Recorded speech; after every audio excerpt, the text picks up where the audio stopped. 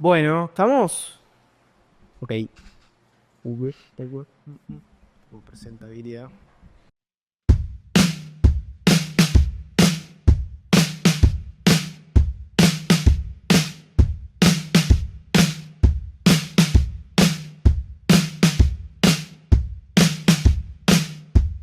Juan, bienvenido.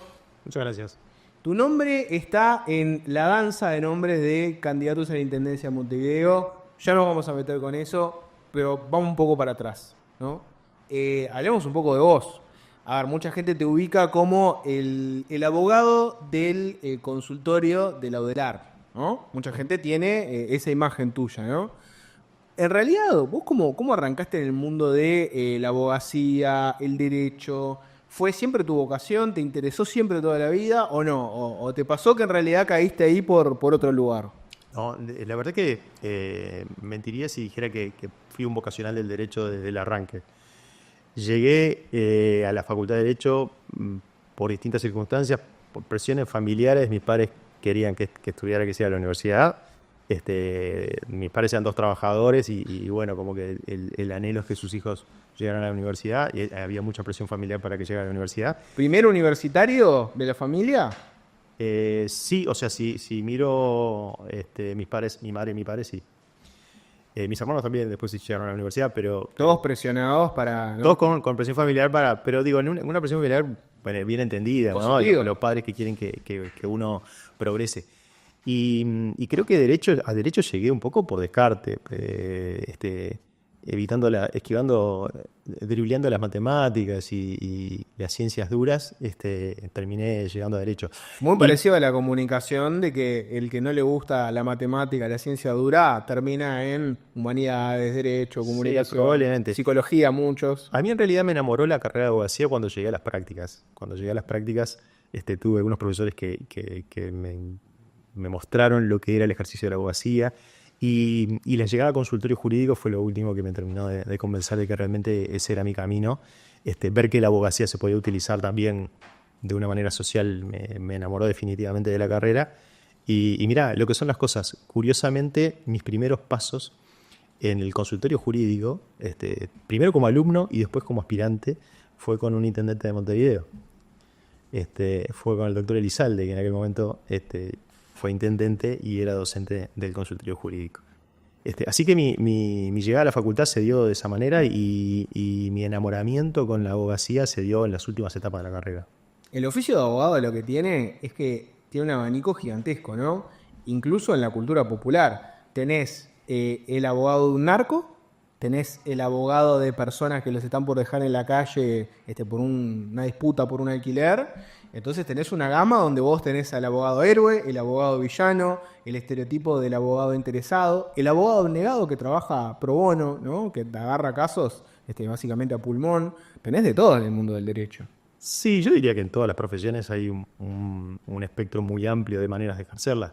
En el abogacía no hay sin ninguna duda. El abogado justiciero, el que interpone recursos cuando ve que el poder político está yendo por un camino que no le gusta o que va en contra de los derechos de la gente, el abogado justiciero aparece y presenta un recurso de amparo, recurso de inconstitucionalidad, ¿no? Tenés una amplia gama de Sí, abogados. sí, sí. Yo la verdad que en los últimos, al inicio, obviamente trataba de ganarme la vida como podía. El ámbito penal nunca fue un espacio donde me desempeñara, pero al inicio de mis primeros años de recibido, obviamente que hacía todo lo que podía, todo lo que me llegaba. ¿Qué Eh, casos agarrabas ahí en esa no, etapa ahí podía primero? agarrar de un divorcio, una pensión alimenticia, un juicio laboral, un desalojo, lo que fuera. En el ámbito civil en sentido amplio, digamos. Después ya, cuando avancé un poco más en la facultad, fui como perfilándome más para el área de los derechos humanos. Incluso dentro de los derechos humanos tomé como un perfil un poco más marcado para los derechos sociales y bueno, y después ya me quedé un poco ahí porque me siento cómodo y porque es lo que más me gusta. ¿Sos de los que piensa que hay una justicia para ricos y para pobres? Te lo planteo en este sentido, ¿no? El sistema en teoría es igual para todos. En la práctica vos ves que si vos podés pagar un abogado brillante y connotado, estás en un escenario. Si no tenés plata y tenés un abogado de oficio, estás en otro escenario. Si en realidad vos tenés determinados contactos y conexiones o tus delitos son determinados delitos, sabés que puede pasar una cosa. Si tus delitos son otros, sabes que puede pasar otra. Y a veces no siempre, te voy a poner un ejemplo clásico, ¿no? No sé, ahora se habla del caso Astesiano, por ejemplo, ¿no? Muy sonado, estuvo en todos los medios, etcétera. Tuvo una pena relativamente baja, si se quiere, ¿no? Una persona que comete una rapiña, ¿no? Probablemente no trascienda mucho en los medios, no es un tema país, pero capaz que tiene una pena muchísimo más alta, ¿no? ¿Pensás eso? ¿Pensás que hay una justicia para ricos y para pobres? Bueno, la pregunta es muy amplia. Yo creo que una vez que estás en un juicio, el Poder Judicial no tiene un tratamiento diferencial según tu estrato social. En ese sentido estoy convencido que cuando nosotros llegamos a un juicio tenemos las mismas armas. Por lo menos, ya te digo, no litigo mucho en lo penal, por eso sería un atrevimiento hablar de lo penal, porque no conozco ese ámbito. Pero lo que sí creo, y eso sí estoy convencido, es que las desigualdades estructurales atraviesan a todo el Estado. Es decir, no es lo mismo nacer en un lugar que nacer en otro, y eso también tiene que ver con el acceso a la justicia. Y eso también tiene que ver con tus chances de llevar a juicio de repente un tema que te interesa o que te afecta. Dame un ejemplo para bajar a tierra ese concepto de acceso a la justicia. Y bueno, cuando nosotros trabajamos hace unos años, por ejemplo, por darte un ejemplo, en el asentamiento Nuevo Comienzo y recorrimos con los estudiantes el asentamiento, nos dimos cuenta que había un montón de gente que no tenía ni idea ni de los derechos que tenía, ni dónde los podía hacer valer, ni siquiera diferenciaba lo que era el Poder Judicial del Ministerio del Interior. Es decir, no todos tienen las mismas posibilidades. Y en el caso más actual de consultorio con el tema medicamentos, nosotros la mayoría de los pacientes que atendemos son del interior. Y esos pacientes del interior tienen que atravesar un montón de obstáculos para llegar a la justicia que no los tengo que atravesar yo, si tengo el mismo problema que tienen ellos. Entonces, las desigualdades estructurales también tienen que ver con el acceso a la justicia, también atraviesan a la justicia como atraviesan a casi todos los derechos. Entonces, sí hay diferencias. No creo, o por lo menos yo nunca las he sufrido en el ámbito procesal. Yo voy a un juicio representando a los vecinos de Nuevo Comienzo, por poner un ejemplo, y me enfrento a una empresa que tiene al estudio de abogados más famoso del Uruguay, y yo no siento que en el juzgado haya un trato diferencial hacia mí respecto a los colegas. Es interesante eso que decías, ¿no? De que mucha gente no conoce sus propios derechos, ¿no? Y hay un tema de falta de educación ahí, ¿no? De que nadie te cuenta en el sistema educativo cuáles son tus derechos. Te hablan un poco en general de derechos políticos que tenés, ¿no? El voto, todo ese tipo de cosas. Pero no viene nadie a decirte, mirá, si algún día te pasa algo, estos son tus derechos de la ley. Por lo general, en tu experiencia, ¿qué cosas son las que las personas desconocen más? O sea, cuando yo te digo, la gente no conoce sus derechos, por lo general, ¿qué derechos tienen y se olvidan o no saben? Bueno, muchas veces pasa con los derechos sociales, ¿no? Con los derechos sociales que tienen todo como un karma, ¿no? Porque incluso sobre el costo de los derechos, sobre el costo económico de los derechos sociales han sido los eternos postergados. Si nosotros hoy partamos de la base que todos los derechos tienen un costo económico, si nosotros hoy analizamos los derechos civiles, el costo que tienen prácticamente los políticos, nadie los cuestiona. Es decir, nadie dice vamos a suspender las elecciones porque cuesta mucha plata, o vamos a eliminar el Ministerio del Interior porque sale muy caro, o vamos a eliminar el Poder Judicial porque cuesta mucho dinero. Va de suyo que eso es algo que vale por sí mismo y que el costo que tenga hay que asumirlo. Sin embargo, cuando hablamos del derecho a la vivienda, o hablamos del derecho a la salud, o hablamos del derecho a la educación, enseguida le pasamos un análisis de costo-beneficio y de si los números dan o no dan o cuánto. Es más, si nosotros le preguntáramos al OPP hoy cuánto se gasta en salud en Uruguay, seguramente sabemos hasta el último dólar que se gasta. Si le preguntamos cuánto se gasta en tutelar, no sé, el derecho a la propiedad, no sabemos cuánto se gasta. Sí, directamente no sabemos. O sea, no digo ni que sea mucho ni que sea poco, no sabemos.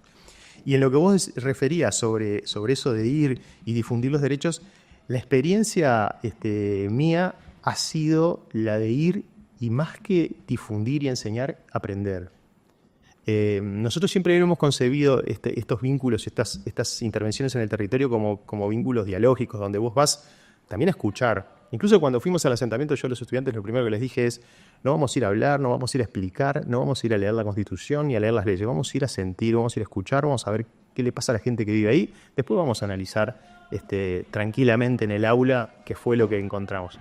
Y seguramente cuando volvimos al aula y volvimos a leer el mismo artículo de la Constitución que regula el derecho a la vivienda, el 45, no lo leíamos con la misma mirada que teníamos antes de ir al asentamiento. Y otra experiencia que en ese sentido nos marcó muchísimo, yo tuve la posibilidad de trabajar por el consultorio jurídico asesorando el Sindicato de Trabajadoras Domésticas a partir de la sanción de la Ley de Trabajo Doméstico. Y bueno, íbamos todos los viernes al PIT-CNT a trabajar con los estudiantes Y no te puedo decir todas las cosas que aprendimos con las trabajadoras domésticas. Nosotros íbamos con el conocimiento de la ley, pensando que la ley había plasmado una serie de derechos que hasta ese momento estaban postergados para las trabajadoras domésticas, y nos encontramos con un montón de preguntas, cuestionamientos y saberes que eran absolutamente ajenos para nosotros. Fue totalmente enriquecedor. Creo que aprendimos mucho más nosotros que las trabajadoras. Y eso es lo fructífero de ese vínculo cuando es bidireccional, ¿no? O sea, es que con el tema de conocer tus derechos y los derechos sociales, está bueno y nos podemos meter en el tema vivienda, ¿no? Que es un tema que vos manejas mucho, ¿no? Viste que una cosa que siempre decimos es, la Constitución dice que vos tenés derecho a una vivienda, pero en la práctica todos sabemos que si no tenés plata no vas a acceder a ese derecho. Entonces, ¿qué significa que la Constitución diga que tenés derecho a la vivienda? Bueno. Porque es como poner un derecho no sé, es como decirle, como que es un derecho utópico en cierto punto, ¿no? Es como decir, todos tienen derecho a un trabajo digno. ¿El sistema necesariamente te lo puede garantizar eso? Bueno, en realidad el artículo 45, que es el de la vivienda, no es tan claro. Así, no dice todos tienen derecho a la vivienda. Y te diría que es el que tiene una redacción bastante más programática, a diferencia del 44, que es el de la salud, donde dice el Estado garantizará, y ahí hay una obligación concreta del Estado, claro, una obligación respecto a los indigentes y los carentes de recursos suficientes, ¿no? Pero hay una obligación. En la vivienda dice, el Estado propendrá la vivienda digna, con términos del año 34, que es la reforma de ese artículo, pero propender es bastante programático, ¿no parece? ¿Qué es propender? Y propender es fomentar, ¿no? Fomentar que todo el mundo pueda acceder a una vivienda digna. Ahora, las interpretaciones más modernas de ese artículo, nosotros en eso venimos trabajando mucho con la experiencia argentina. En este sentido, los argentinos están bastante más avanzados que nosotros.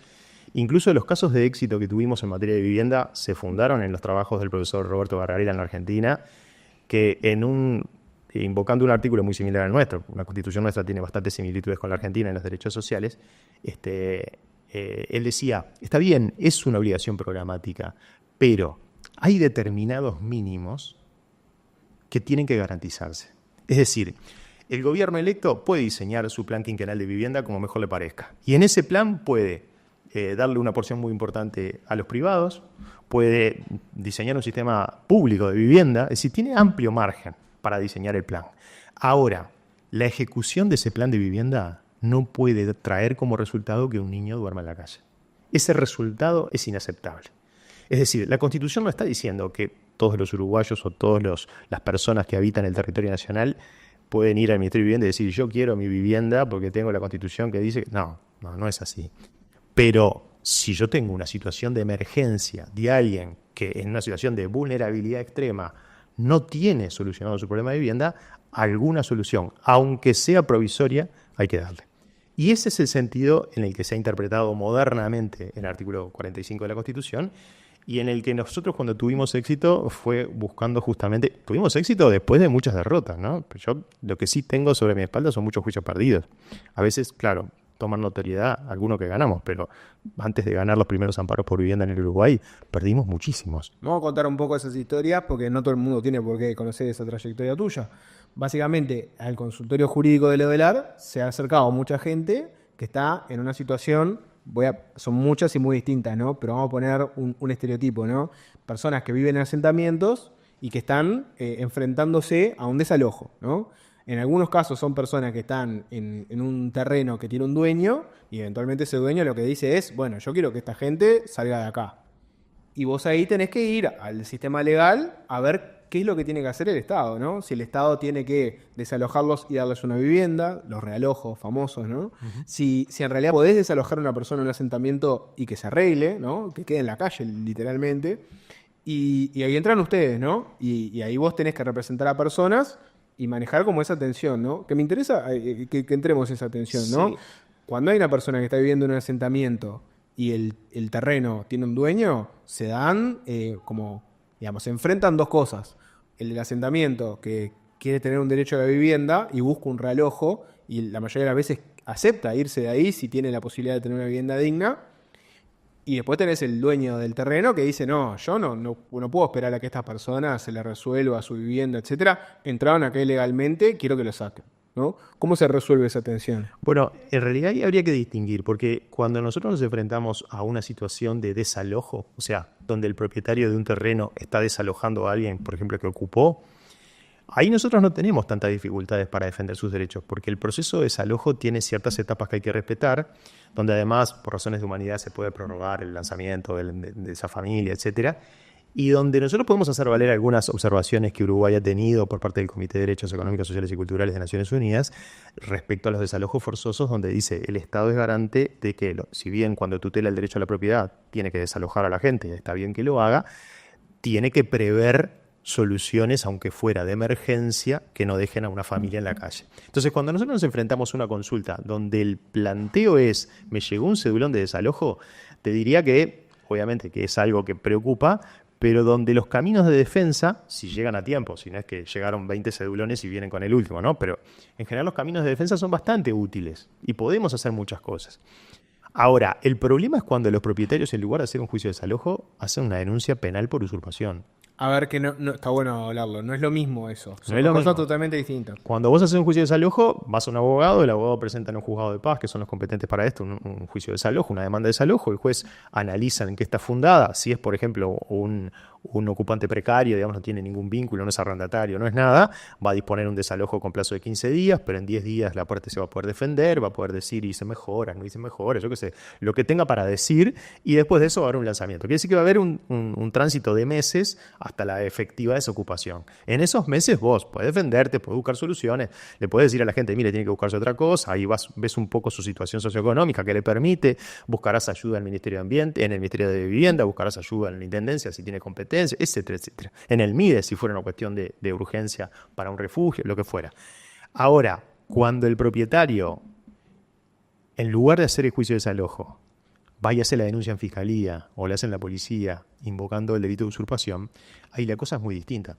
Y en los últimos tiempos hemos visto que es muy apetecible seguir este camino para los propietarios. Primero, porque no tenés que contratar a un abogado. Segundo, porque no tenés que hacer ningún escrito de nada. Haces la denuncia sencillamente. Y tercero, porque es mucho más puede ser mucho más eficaz y más rápido. No tengo que esperar todos esos meses que yo te decía de un juicio de desalojo, donde el otro me contesta, me controvierte. Acá si el fiscal que toma el caso, que le asignan el caso, entiende que hay un delito de usurpación, lo que va a hacer, y esto es lo que nos ha pasado en la práctica, cita a las personas a fiscalía y le dice, mire mi amigo, yo lo voy a formalizar por usurpación. Si usted se va ahora, o mañana o pasado, no lo formalizo y solucionamos el problema. Entonces, claro, imagínate que como nos pasó con el famoso caso de las mujeres del cordón, mujeres con niños, migrantes que están tramitando su residencia, extranjeras, o sea, con trabajo informal, a vos te dicen, te formalizo por usurpación, y más, aunque vos no vayas a ir preso porque no tenés ningún antecedente, etcétera, etcétera, pero ya, por ejemplo, perdés la chance de tener la residencia. Es un antecedente. Entonces, resulta como muy utilitario ese mecanismo. Y para nosotros la defensa es mucho más compleja. Cuando nosotros llegamos al asentamiento Nuevo Comienzo, fuimos pensando que había un desalojo, porque así fue la noticia que nos llegó, miren, desalojo, bueno, veremos cómo solucionar, y en realidad lo que había eran denuncias por usurpación. Gente que o se iba o la metían en cana. Y de repente, y nos contaban cada uno su caso. Uno era guardia de seguridad. O sea, a mí si me procesan, si me formalizan, yo pierdo mi trabajo y no consigo trabajo nunca más. Yo no puedo tener antecedentes para trabajar en lo que trabajo. Y así como eso, miles de situaciones. Y el desafío para nosotros ahí es mucho mayor, porque yo no tengo ni siquiera un juez ante el cual ir. No tengo ni siquiera un juez penal todavía. Tengo solo la actuación de fiscalía. Y ahí hablemos un poco del delito de usurpación, ¿no? ¿Qué es el delito de usurpación? Bueno, el delito de usurpación es un delito que ha tenido una historia bastante peculiar en nuestro derecho penal. Es un delito que está desde el Código Penal del 89, de 1889. Después se modificó en términos más beneficiosos, digamos, en la reforma de 1934 a impulso de Irureta Goyena, que era uno de los primeros críticos de este delito. Decía, no puede ser que el Código Penal diga que determinada conducta es un delito y el Código Civil la reconozca como un derecho. Porque ¿qué nos pasa? Yo tengo que el que ocupa una tierra ajena puede considerarse que comete el delito de usurpación, pero el que ocupa una tierra ajena y la posee como dueño durante determinado tiempo, primero se transforma en poseedor y después puede transformarse hasta en propietario por la prescripción adquisitiva. Capaz que para bajar la tierra, ¿no? Pues este dilema que se da muchas veces en asentamientos, si querés lo puedes poner incluso el dilema pequeño burgués estereotípico del uruguayo, ¿no? Si vos en un momento te enteraste que una casa estaba vacía, ¿no? Y te interesó quedarte ahí y te metiste, pagabas la contribución, arreglaste la casa, pasaste años viviendo ahí y no viene nadie a reclamarte nunca nada. Vos decís, bueno, en algún momento me voy a quedar con esta casa. Y de hecho te la podés quedar eventualmente si vos Sí, haces todo ese hay proceso, algunos ¿no? requisitos, ¿no? Esa posesión Obvio. tiene que ser pública, tiene que ser pacífica, Claro, no puede ser clandestina, no puede ser con exacto. violencia, o sea, un montón de requisitos. Pero Pero mucha gente hace eso en sí, Uruguay. Se presenta con los vecinos, hola, ¿cómo andan? Soy fulanito de tal, mirá, voy a estar viviendo acá, no sé qué, con la mejor de las ondas, ¿no? Paga la contribución, arregla la casa, pasan años, etcétera. Esa persona en su mente dice, yo estoy cumpliendo todo, tengo es derecho a que quedarme si, acá. es que si ejerce actos de dueño sobre esa casa, puede, aplicando el Código Civil, con la reforma de la LUC, a los 20 años puede transformarse en dueño. Perdón, hoy se venden en Uruguay, no se ve, ¿cómo son los, ayúdame vos que lo Derechos sabes, ¿no? posesorios. Hoy se venden derechos posesorios de lugares. O sea, gente que te Sí. dice, mirá, yo me que, estoy por ir de esta vivienda. hay que tener cuidado con eso, porque Bueno, para después probar los 20 años obvio, tenés que probar sí, los sí. tuyos y de los del que te cedió. Obvio, pero lo que te quiero... Pero sí, se Está tan ceden. naturalizado esto que hay gente que hoy te vende eso, te vende, bueno, mirá, vení que yo estoy acá hace años, no pasa nada, no hay un dueño, Bueno, pero etcétera. volviendo al Y relato. claro, pero lo que te quiero decir es que esa persona que en su mente dice me voy a quedar con la casa, en un momento se puede enterar que viene otra persona y dice, no, vos estás usurpándome mi vivienda, sos un delincuente, afuera. ¿Sí? Y hace la denuncia en fiscalía y ahí dependerá un poco del criterio del fiscal que se ha asignado. Si te dice, no, mire, mi amigo, esto parece un desalojo, haga el desalojo. Contrate un abogado que haga un desalojo, una respuesta que puede ser habitual. Y otros que dicen, no, esto es un delito de usurpación, yo lo voy a perseguir y bueno, y lo voy a llevar al juzgado penal. Entonces, volviendo a lo que decías, lo que te relataba de la abolición del delito de usurpación, en el 34 Irureta Goyenal logra cambiar la redacción del artículo en el Código Penal y justamente fundándose en eso y le pone algunos requisitos. Le pone el requisito que la usurpación tiene que ser colectiva, que tiene que haber una violencia clara, es decir, le pone como más exigencia al delito de usurpación. No lo elimina, pero le pone, dice, es un delito de masas la usurpación, no es un delito de ese que entró a la casa esa. O sea, que lo civil sea una persona que pacíficamente llega a un lugar y se está quedando y ahí hace, ¿no?, todo ese otro recorrido, y que lo penal sea una cosa más violenta, ¿no? Exactamente, pero eso volvió a cambiar. Después cambió en la interpretación que se hizo de la 14.219 en el 70 y pico, donde se entendía, había un criterio ahí de las 24 horas, que si vos estabas más, si te denunciaban en las primeras 24 horas de que habías ocupado esa casa, era usurpación, pero si dejabas pasar el tiempo ya no lo era. Y por último tuvimos en el 2008, si mal no recuerdo, una reforma nueva que se dio a propósito de, ahora no me acuerdo si fue en el 2008 o fue más adelante, de un evento capaz que recordás que se dio en Punta del Este, de la ocupación de un jardín de una casa, y eso generó todo un revuelo bárbaro. Y eso determinó que se terminara modificando de nuevo el delito de usurpación, agravándolo, agregándole un agravante de zona balnearia. De ahí hay un agravante incluso para el delito de usurpación que responde a lo que había ocurrido, al hecho que había ocurrido en Maldonado, donde volvimos a tener una mayor punitividad de este delito y es lo que al día de hoy hace que muchos elijan ese camino en lugar del desalojo. Esto nos ha merecido reproches constantes en cada examen del Comité de Derechos Económicos, Sociales y Culturales de Naciones Unidas. La redacción del delito de usurpación y su incompatibilidad con el derecho civil uruguayo ha sido un reproche que venimos teniendo desde la década del 90. Cada vez que nos examina Naciones Unidas nos reprocha, eso hay que cambiarlo. Es decir, Uruguay no está cumpliendo con las observaciones. Hay 2 observaciones concretas sobre Uruguay que no se han cumplido. Ahora, hay una tensión ahí, ¿no? Porque Por uno supuesto. piensa, ¿no?, en abstracto, yo qué sé, un caso, mujeres, migrantes, vulnerables, con hijos, ¿no? Seguramente uno diga, si hay un proceso para que estas personas abandonen el lugar en el que están, que no sea un proceso violento, que tengan tiempo, que se pueda solucionar, que el Estado intervenga para buscar una solución. En abstracto uno piensa eso. En los hechos, si vos tenés una casa y viene alguien y te la ocupa ilegalmente, vos lo que querés es que esa persona se vaya allá. No querés esperar un tiempazo, que haya todo un proceso largo. Bueno, no. pero si alguien te ocupó la casa y no lo hizo de manera violenta ni clandestina, hay un descuido también de tu parte en el cuidado de esa casa. Claro, yo tendré que tapiar mi casa si me voy, si me voy 6 meses. O poner, es un descuido.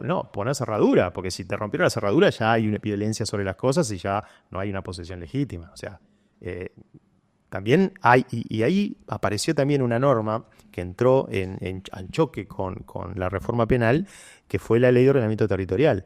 La ley de ordenamiento territorial estableció una prescripción aún más corta, con determinados requisitos, ¿no? Tiene que ser solo para vivienda, no puedes tener otra vivienda, ingresos bajos, etcétera, en determinadas zonas y determinados metrajes, que permite que la prescripción se logre a los 5 años, en lugar de los 20 del Código Civil.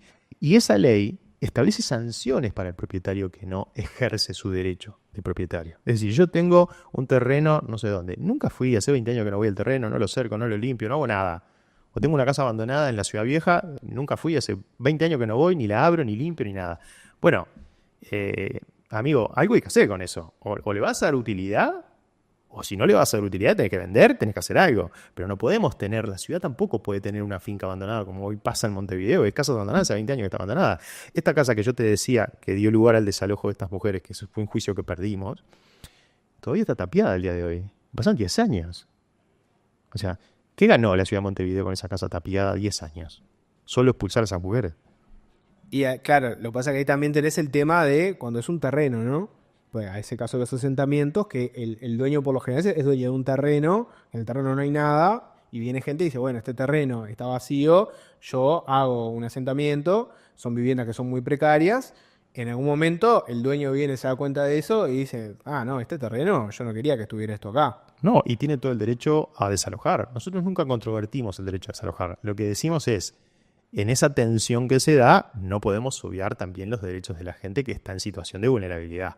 El propietario tiene todo el derecho del mundo a recuperar su bien. Ese ejemplo que vos ponías, tiene derecho a desalojarlos. Ahora, no podemos dejar a 600 familias en situación de calle. No es bueno para nadie eso. Ahí tiene que aparecer el Estado con respuestas, aunque fueran de emergencia.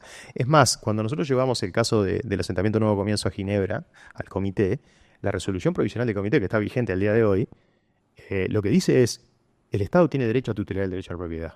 Está bien que lo haga y está bien que el propietario recupere ese bien. Ahora, el Estado uruguayo tiene la obligación de dar viviendas de emergencia o tomar medidas hasta tanto no tenga esas viviendas de emergencia para que la gente, para que en este caso familias con niños, no queden en la calle. Te hago la opuesta ahora, porque ya te peleé por el lado de la atención. Vamos al revés. Mucha gente mira la cantidad de viviendas que están abandonadas en Montevideo, por decirte una capital, ¿no? Pero en realidad, en todo el país sabemos que hay viviendas abandonadas, ¿no? En balnearios hay viviendas abandonadas, en las ciudades también, en el interior profundo también hay lugares donde hay viviendas abandonadas. Mucha gente mira eso y dice, ¿por qué yo que no tengo ninguna vivienda no podría hacer algo para vivir acá? No hay nadie que venga acá hace 10, 15, 20 años. Yo estoy, ¿no? Mucha gente dice, estaría para, le arreglo, le pago lo que haya que pagarle. ¿Por qué yo no puedo eventualmente ser dueño de este lugar? Bueno, eso, una política en ese sentido implicaría modificaciones muy, muy duras, que no, en este momento no creo que Uruguay esté en condiciones de hacerlas. Habría que cambiar hasta la Constitución para torcer el derecho de propiedad garantizado en la Constitución y garantizado un montón de leyes que vinieron después a regular. Hoy si tenés una casa abandonada, ¿no? ¿Hay en algún momento donde la puedas perder? Te voy a poner un ejemplo, ¿no? Sabemos que hay una vivienda que está a nombre de alguien X, hace 50 años está tapiada y no viene nadie, ¿no? Bueno, lo que podría pasar ahí es que no estés pagando los tributos y, por ejemplo, la intendencia te ejecute y te saca remate la vivienda por el no pago de la contribución inmobiliaria, por poner el ejemplo más común. Pues si vos no hace 20 años que no vas y no pagás, supuestamente no pagás los tributos. Si pagás los tributos, ahí entramos en un escenario mucho más complejo donde es difícil hacer algo. El otro día vi una nota en El Observador, me parece que fue, ahora me olvido el periodista que la escribió, pero era muy interesante, ¿no? Era toda una disputa de una casa en Carrasco, ¿no? Que estaba abandonada hace mucho tiempo, estaba por ser, como decís vos, rematada, ¿no? Y en realidad hubo una persona, un vecino que lo sabía y que quería mudarse ahí. Que dijo, bueno, esta casa no tiene nadie, yo lo sé, hace mucho tiempo, me quiero mudar acá, quiero hacer todo lo legal para eventualmente ser yo el dueño. Pero hoy... Y ahí apareció la intendencia que justo, bien, misteriosamente dijo, me acabo de dar cuenta que esta vivienda está...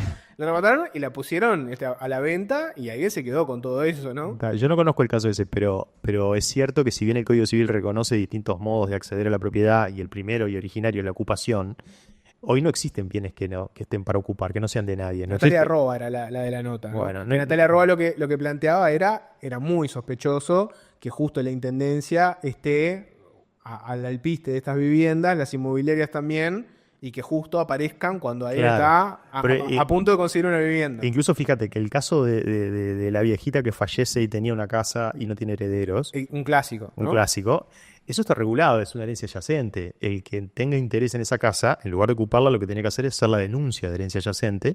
Ese bien se va a rematar y un porcentaje de lo obtenido va a ir para el Estado y otro porcentaje va a ir para el que denunció la herencia yacente. Claro, pero el que Pero no es quiere, que se queda con la casa. claro, el que quiere hacer eso se quiere quedar con la casa, no quiere que Bueno. le den un porcentaje del remate, ¿no? Bueno, pero jurídicamente eso no está tutelado, no está previsto en nuestra normativa. Te hago también, a calzón quitado, sin filtro, ¿no? Mucho uruguayo tiene la fantasía ¿no? Ocupo primero, me vuelvo eventualmente el dueño de un lugar. Pasa mucho con las casas de balneario, ¿no? Que dicen, sé que en este lugar no hay nadie hace 20 años, no aparece un dueño, etcétera. Yo voy a ocupar ahí, voy a pagar todo, voy a poner todo en regla y mi aspiración es que en X cantidad de años yo me pueda quedar con este lugar. ¿Eso sigue siendo factible Sí, o no? sigue siendo factible en tanto, como te decía, cumplas con los requisitos de la prescripción, que la ocupación sea pública, pacífica, ininterrumpida, con ánimo de dueño, todos los requisitos que establece el Código Civil y que el propietario no te reclame el terreno. Porque si vos, mientras no completás los 20 años del Código Civil, el propietario te reclama el terreno y te desaloja, ya con que te presente la demanda de desalojo te interrumpió el plazo. O sea que no seguís computando completás los 20 años. Ahora, viste que hay casos, capaz que unos emblemáticos son los que se dan en Rocha, ponele, ¿no? Que es gente que hace muchos años fue y construyó su vivienda, digamos, de vivo en un lugar, vivió ahí durante 20 años, pagó todo lo que tenía que pagar, pero ahora aparece la intendencia que dice, che, mirá que en donde estás es un lugar que no es regular, no está bueno que hayas hecho una vivienda acá. Hay gente que, por ejemplo, construyó en dunas, ¿no? Que en realidad por un tema ambiental no deberían estar ahí. Y claro, son gente que dice, está bien, tal vez entré de vivo, pero pagué todo. En algún momento, ¿no soy un poco dueño de esto? Bueno, yo ahí distinguiría, en primer lugar, lo que es la ocupación de una finca o de un terreno con destino vivienda y lo que es la ocupación de un terreno con otros destinos, ¿no? Nosotros tenemos también en Rocha, porque me hiciste acordar porque mencionaste a Rocha, tenemos algunos ejemplos de juicios de prescripción adquisitivas de balnearios enteros, ¿no? Alguien que se quiera hacer dueño de un balneario, no de un terreno. A ver, ¿cómo son esos? Bueno, tenemos una sociedad anónima vinculada a un representante, a un senador de la República, Sartori, que está promoviendo un juicio en Rocha para prescribir un balneario entero. Entonces, yo primero tengo que distinguir. ¿Un balneario entero? Sí. A ver, contame un poco más de eso que me llamó la atención. Son una serie de padrones que esta sociedad anónima cercó, cuidó, limpió, desde hace unos años y está planteando la prescripción en un juzgado. Y esto digamos, no es una persona, es una empresa, digamos. Claro, pero mira, te voy a contar una anécdota que es más clara todavía, más. ¿El vínculo con Sartori ahí cuál es? Sartori integra la sociedad esa. O sea, Sartori tiene una sociedad anónima. O participa en una sociedad anónima que plantea la prescripción de un balneario entero.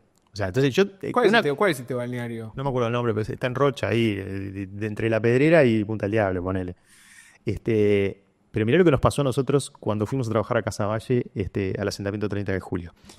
Porque esto es bien gráfico de este diseño jurídico que habría que cuidar o modificar. Había un padrón rural, porque del otro lado de instrucciones está categorizado como rural. Entonces había un padrón rural en el que unos vecinos empezaron a primero hacer unas viviendas precarias, después unas casitas mejores, y se fue como armando un pequeño barrio, un pequeño asentamiento, ¿no? Que es el famoso asentamiento 30 de julio. Pero el padrón ese, que era de una empresa que se había fundido y había quedado el padrón ahí, era muy grande para los vecinos que se mudaron ahí, todos vecinos de la zona. Familias que crecieron, los hijos hicieron una casita enfrente, y se creó un barrio, un pequeño asentamiento. Pero con calles y todo, o sea, bastante bien ordenado. En la otra mitad del padrón, un día apareció una gente y les dijo, che, nosotros tenemos una fábrica, necesitamos un galpón grande para trabajar. ¿A ustedes les molesta que ocupemos la otra mitad del padrón? Me dijeron, no, dice, incluso les podemos limpiar acá, les podemos cerrar, les vamos a acercar todo, vamos a mejorar estos caminos, Y luego dijeron, sí, incluso alguno puede laburar acá porque podemos necesitar gente. Perfecto. Se hizo una fábrica en la otra mitad del padrón. ¿Qué sucedió?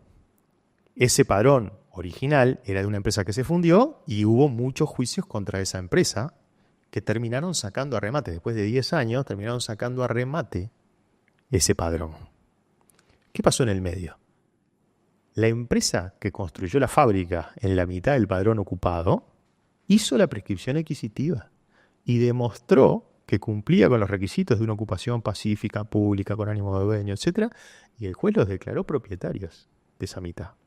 Sin embargo, los vecinos que ocuparon para hacerse su casita, porque no tenían dónde vivir, no podían prescribir porque el padrón era rural. Entonces no se puede prescribir un espacio tan chiquito como un terreno de 200 metros o de 300 metros. Quedó la fábrica, pero Quedó la fábrica, vivían pero ahí, los que tenían, los que lo hicieron porque no tenían dónde vivir, no fueron tutelados por el derecho. Afortunadamente, nosotros intervenimos en ese asentamiento y a mí me dejó muy contento lo que ocurrió ahí porque se transformó en el primer fideicomiso de un asentamiento. Ese fue un trabajo que arrancamos nosotros con el consultorio, pero después lo terminó haciendo la clínica notarial de la Facultad de Derecho y hoy ya no es asentamiento 30 de julio, hoy es fideicomiso 30 de julio y cada uno de los vecinos que eran ocupantes de sus casitas hoy están vinculados a propósito de un fideicomiso que en el futuro, cuando se logre reordenar ese espacio de tierra, que ahí hay competencia de la Junta Departamental, etcétera, van a transformarse después en propietarios de cada uno de su casa. Pero fíjate lo curioso, ¿no? Ocupación con un criterio económico, comercial, legítimo, ocupación porque no tengo dónde vivir, uno tiene derecho, el otro no tiene derecho. Después te voy a preguntar un poco cómo fue el tema de la intendencia, cómo fue la propuesta, etcétera. Pero me adelanto un poquitito. Con esta experiencia que vos tenés, el tema vivienda, ¿no? Sabiendo que en Montevideo hay muchas casas que están vacías, que se podría hacer algo con ellas, que hay incluso un interés social. Mucha gente. Y hay una cartera de tierras de la Intendencia. Bueno, ¿qué te parece que tendría que hacer la Intendencia con el tema de la vivienda, sabiendo que tiene tierras, viviendas vacías?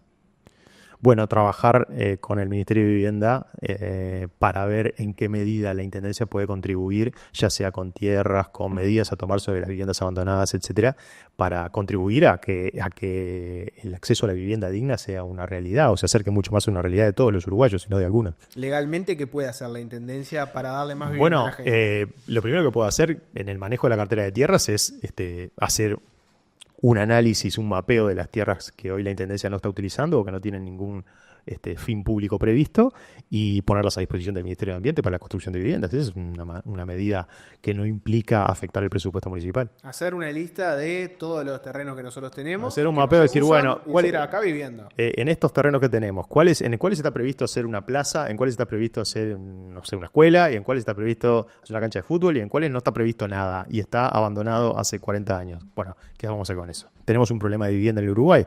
¿Cuál es el plan quinquenal de vivienda? No lo sabemos todavía. Cuando asuma el gobierno veremos cómo es el plan quinquenal. ¿Cómo se puede insertar ese activo que yo tengo para contribuir a ese plan quinquenal de vivienda? Bueno, mientras tengamos uruguayos que viven en asentamientos, no parece lógico, a mi juicio, tener tierras desaprovechadas. Y con el tema de las viviendas vacías, ¿ahí qué se puede hacer? Y ahí hay que ver, desde el punto de vista tributario, bueno, también mapear todas las viviendas que hoy estén abandonadas en el Uruguay, por qué están abandonadas, en qué circunstancias, están al día con los tributos, no están al día.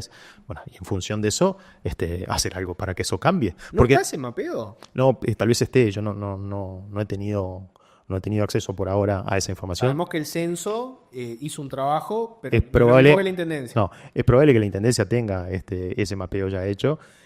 Bueno, habrá que ver qué es lo que arroja, ¿no? Bien, vamos a otro tema. Mucha gente te conoce de vuelta, consultorio jurídico del UDELAR. Te conoce por el tema de los recursos de amparo por los medicamentos de alto costo, ¿no? Uh-huh. Es un tema del que has hablado mucho, pero vamos a hacer un resumen, ¿no? ¿Cuál es el problema que hay hoy en Uruguay con el tema de los medicamentos de alto costo, ¿no? Para vos, si tuvieras que decir, el problema está acá. El problema es que la velocidad de aparición de nuevos medicamentos para enfermedades graves, medicamentos revolucionarios en los últimos años, los últimos 20 años, la velocidad de aparición es mucho mayor a la velocidad de actualización del formulario de cobertura. Entonces cada vez la brecha entre lo que la ciencia pone a disposición de la humanidad y lo que el sistema cubre cada vez es mayor. Voy a hacer una explicación, vos corregime porque seguramente le agarren alguna cosa porque no soy un experto en el tema, ¿no? Vos tenés tu cobertura médica, sí, ¿no? Que por lo general todos los uruguayos sabemos que podemos confiar más, confiar menos, si entras dentro de las enfermedades típicas que le puede pasar a cualquiera, ¿no? Y ahí vos tenés, para cada enfermedad, una serie de medicamentos que te los cubre tu cobertura médica, ¿no? Vaya la redundancia. Pero después, como decís vos, a veces hay medicamentos que para una enfermedad que vos tengas, que puede ser rara o puede que no. Sí. Puede ser un cáncer muy típico y que justo acaba de aparecer un medicamento que es exacto para eso que te está pasando. O puede ser una enfermedad rarísima que sabemos que hay un medicamento, pero es una enfermedad que afecta a muy poca gente y no se la tiene en cuenta. En ese espectro puede pasar, ¿no? Vos tenés un formulario que está elaborado por las autoridades del Ministerio de Salud Pública y que ellos determinan cuáles medicamentos para qué enfermedades terminan siendo cubiertos. Sí. Vos, si vas a un médico porque todo tiene que tener un aval médico, ¿no? No puede ser cualquiera. No puede ser, busqué en internet. No. Acá vos vas a un médico tratante, normalmente va a ser un especialista, ¿no? Que te dice, che, para tu enfermedad hay X medicamento que estamos viendo que me puede rendir. Te aviso que no está en la lista que te cubre el fondo. Ahí es donde empieza el problema, ¿no? Sí, esa lista de lo que el sistema te cubre tiene como distintos anexos.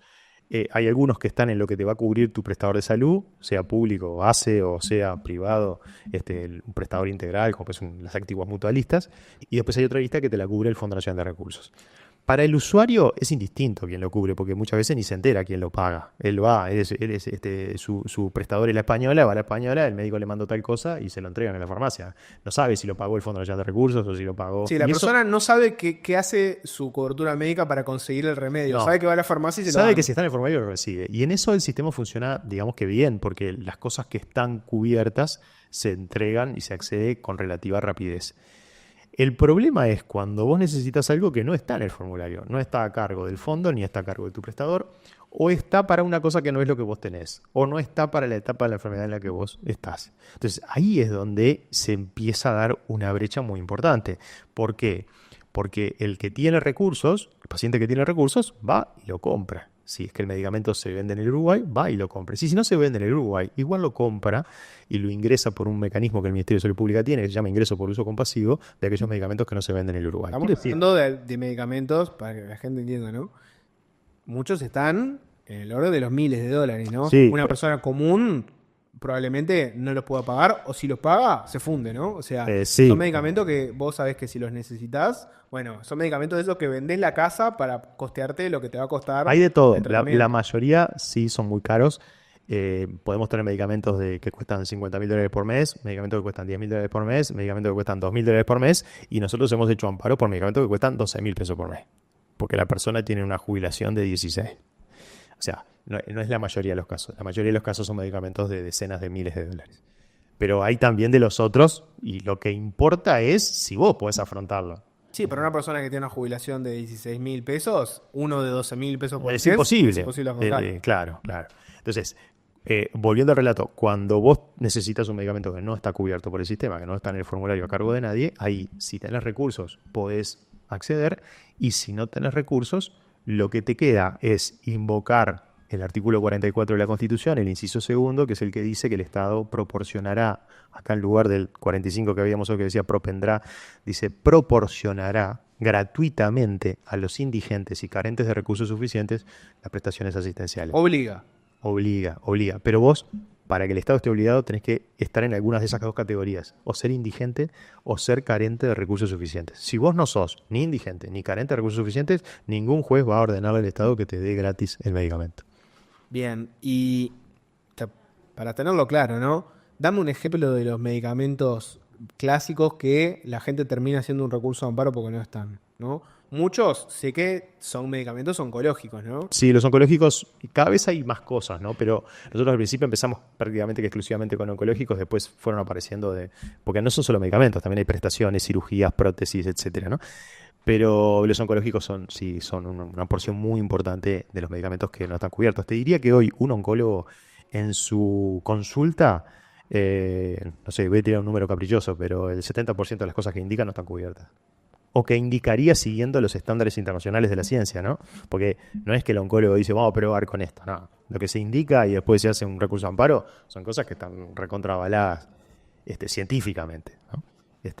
pero cada vez es mayor la porción. En el caso de la oncología, en los últimos años surgió una nueva estrategia que cambió la historia de la oncología, que es el recurso de la inmunoterapia, ¿no? Hasta ahora estábamos acostumbrados a manejar los tratamientos oncológicos con la quimioterapia, con la radioterapia, con otras estrategias. Para decirlo en términos que la gente pueda comprender, la quimioterapia y la radioterapia destruyen células, buenas y malas, no distinguen mucho. Por eso es que son tratamientos que son muy desgastantes para el cuerpo. Porque Tienen muchos efectos secundarios, claro, y vos tenés que estar muy bien para poder tolerarlo. El caso de la inmunoterapia, en términos muy simplificados, si me escucha un oncólogo se va a espantar, pero la inmunoterapia no destruye nada. Las células malignas lo que hacen es engañar a nuestro sistema inmunitario. Van como con un antifaz, se disfrazan, y lo que hacen estos medicamentos de la inmunoterapia es quitarle el disfraz. Entonces, no es que vos destruís células, es que tu sistema inmune responde porque las identifica como malignas y las destruye. Por eso es que la inmunoterapia puede resultar maravillosa para algunas personas y no tan buena para otras, porque depende de cómo tenga su sistema inmune. Pero en algunos casos concretos ya hemos visto, por ejemplo, en el melanoma, una vez que se diseminaba, era una enfermedad que la expectativa de vida era en torno a los 6-7 meses. Una vez que te diagnosticaban un melanoma y se había diseminado a otros órganos, tenía 6 o 7 meses de expectativa de vida. Con estos medicamentos de la inmunoterapia, el melanoma pasó a ser una enfermedad que, si los recibís a tiempo, podés cronificarla.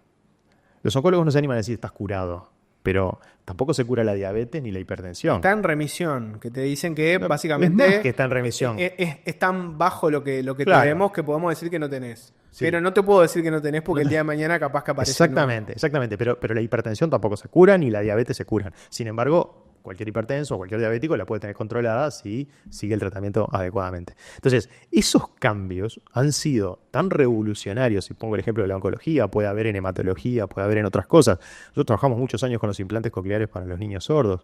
Eso también es una cosa que no estemos dispuestos a gastar $12.000 para que un niño pueda escuchar con los dos oídos si nace sin audición. No admite, pero no resiste el menor análisis. Bueno, ahí probablemente sea de los casos más sonados, ¿no? Y los cardiodefibriladores, ¿no? Que vos decís, tenés un niño que vos tenés un tratamiento que le va a cambiar la vida, en un caso podés escuchar directamente, ¿por qué el Estado se lo niega? Bueno, ahí el fondo cubre un dispositivo, pero de un oído solo. Entonces, ¿qué sucede? Ese niño va a escuchar de un oído solo. El tema de la audición con los dos oídos tiene mucho que ver con la capacidad de aprender el lenguaje. ¿Por qué? Porque el escuchar con los dos oídos nos permite a nosotros calcular las distancias, nos permite identificar de dónde vienen los estímulos. Entonces vos imagínate un niño en una clase, en un entorno donde los estímulos sonoros vienen de distintos lugares. Una cosa es poder identificar quién me está hablando y otra cosa es no poder identificar. A tal punto que el lenguaje se transforma en ruido. Entonces, ¿cómo no hemos logrado decidir como sociedad que vale la pena que un niño que nace sordo pueda escuchar con los dos oídos, con todo lo que eso va a significar para su desarrollo? Y aún en términos economicistas, lo que va a significar para el país, la potencialidad de ese niño si puede entender bien lo que se está hablando y puede aprender. O sea, es increíble. Sí, si lo pensás de términos egoístas, decís, bueno, yo quiero una persona que eventualmente me pague la jubilación. Ponele los implantes porque va a trabajar, se va a desarrollar en la sociedad. O sea, no lo dejes sin implantes porque va a pasar todo lo contrario. No solo eso. Va a depender del Estado. No solo eso, claro, va a tener un costo social porque va a haber una prestación de seguridad social que va a pagarle, va a tener una demanda de atención en el núcleo familiar mucho mayor, o sea, su mamá lo va a tener que cuidar más, o sea, etcétera, etcétera, etcétera. Aún con esas razones, prescindiendo de los derechos humanos, por un instante, aún ni siquiera así son justificadas esas decisiones en las que seguimos estando omisos. En el caso de los niños, yo creo que es muy difícil de justificar el contrapunto, ¿no? Pero te voy a plantear un contrapunto clásico en este debate, ¿no?